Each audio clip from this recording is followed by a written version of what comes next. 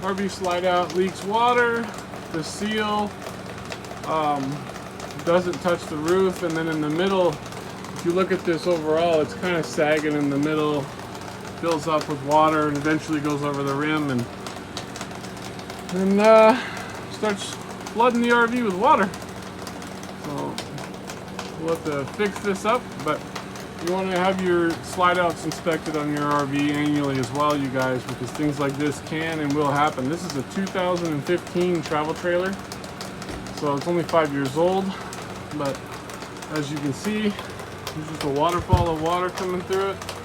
So, yeah, we put a little bit of water out there to discover the leak. The customer did, just to show me how bad it gets when it rains. So we will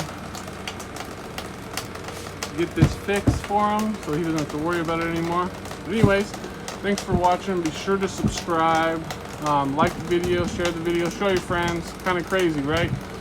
We appreciate each and every one of our viewers, and if you guys need any RV parts, we'll post some links below to some products to seal up a RV slide out. Thanks for watching. Until next time, be sure to subscribe.